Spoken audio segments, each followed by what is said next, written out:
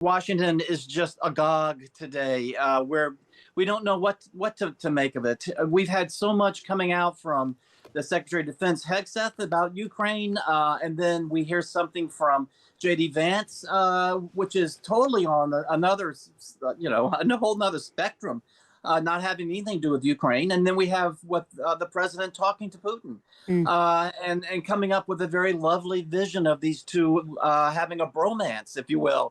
So we're just dizzy here trying to figure it all out. Let's speak now to Jim Townsend, who's former Deputy Assistant Secretary of Defence for European and NATO policy. Good afternoon, Jim. Good afternoon. Good to see you. Well, thanks very much for joining us on the programme. You heard what Oliver Moody had to say about the sense of shock from Europe. What is your feeling about what you've heard from Donald Trump in the last few days, but also J.D. Vance in Munich today?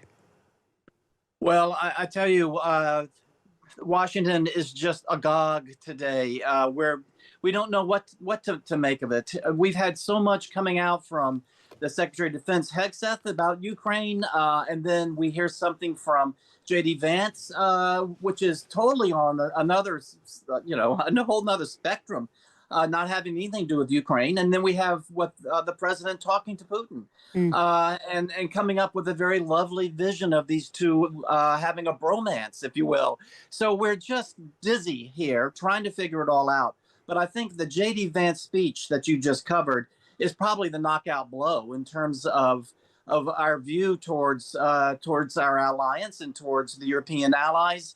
The attack on internal European politics, whether it's on immigration or the AFD, it's just something that an American vice president shouldn't be doing anyway.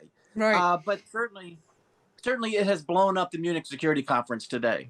Right. Well, we've got a listener texting in making a very similar point to many of the Americans, on the spending from Europe. Europe, if it's the end of Pax Americana, Europe's got to look after its own affairs. There's a sense amongst Trump's allies that Europe has been freeloading, in their words, for far too long. We've had a listener, Matthew, text in saying all this is highlighting that UK and Europe should not have sat on their hands on defence spending. It's incredible. With so many on-the-record holes in the UK defence, Starmer is still sitting on his hands. Is that true, do you think, that this Europe, in a way, could have seen this coming? That's absolutely right. And I think all of us in the business have known that. I've worked with NATO and with the UK and with allies for decades. And I know that, and particularly over the past couple of years, particularly when Trump was elected, we've been telling European leaders this here in Washington as they would come through, or as we would go to Europe, again, not in the government, but in think tanks and this type of thing. And we're begging Europe to understand that wishful thinking days are over, that this is something coming down on us. If Trump is elected, this is going to happen. And in fact, it's unfolding. But frankly, as your caller said, this problem with European defense spending has been going on for many, many, many years. And we've kind of covered for it. But now it's too late to do something about it in a lot of ways. Well, is it, though? Because, the European Commission President Ursula von der Leyen is calling today for a surge in EU defence spending.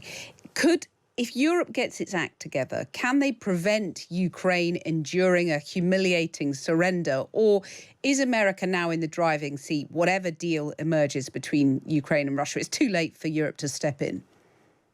Well, gosh, I'm so sorry to say that, yes, it is too late. Number one, there is a deal that's on a fast track right now, I think, between Putin and Trump. And that's going to happen no matter what Europe does. And secondly, even if there wasn't a deal on the fast track, I'm glad the EU wants to surge in defense spending, but that surge should have been years ago. And we have seen this, and it's a problem in the U.S. and in Europe.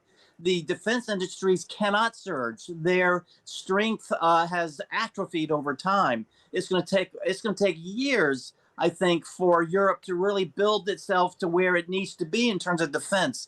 That doesn't mean they sit on their hands and don't do it. They've got to do it. but there's got to be an understanding that this will not be something done quickly, and it's something that's got to start. It's got to, well, it's been going on, but it's got to triple and quadruple the effort that's being made now. And I hope that's what Ursula von der Leyen, who knows what she's talking about. I know her personally, and I salute her efforts. But boy, there's got to be a lot of work done, including in London, I hate to say. Yeah, well, yeah, that's very true. Finally, just very briefly, if you would, is this new world order we're seeing emerging, is it detrimental to America too? Yes, it absolutely is. No matter the problems between us and Europe on defense spending and this type of thing, we've got to have a strong unity. We've had a strong unity. We've been the West going up against the Warsaw Pact and the Soviet Union. We won the Cold War. We're now frittering that away, and it's heartbreaking. Jim Townsend, thank you very much for joining us this afternoon. Former Deputy Assistant Secretary of Defence for European and NATO policy. The threat that I worry the most about vis-a-vis Europe is not Russia, it's not China, it's not any other external actor.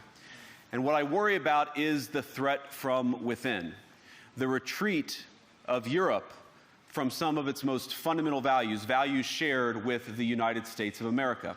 Most concerningly, I look to our very dear friends, the United Kingdom. In Britain and across Europe, free speech, I fear, is in retreat. An offer.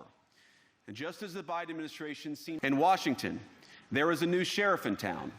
And under Donald Trump's leadership, we may disagree with your views, but we will fight to defend your right to offer it in the public square, agree or disagree. Now, the good news is that I happen to think your democracies are substantially less brittle than many people apparently fear. And I really do believe that allowing our citizens to speak their mind will make them stronger still.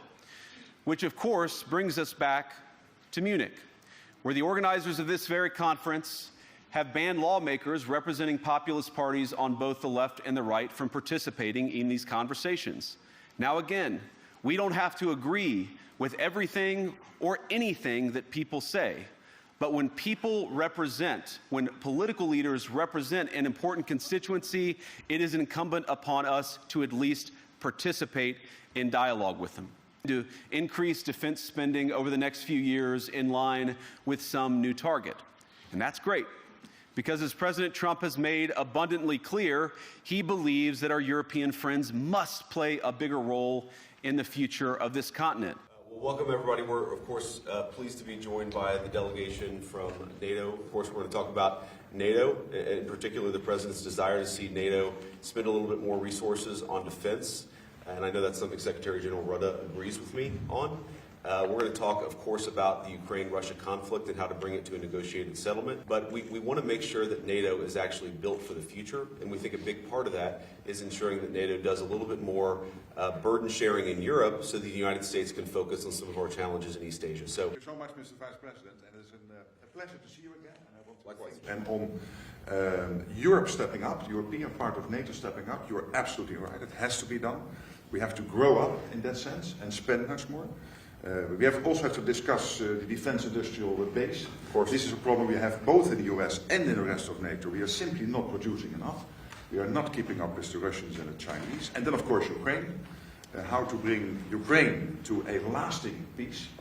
No Minsk again, so it has to be lasting. Putin should never try it again.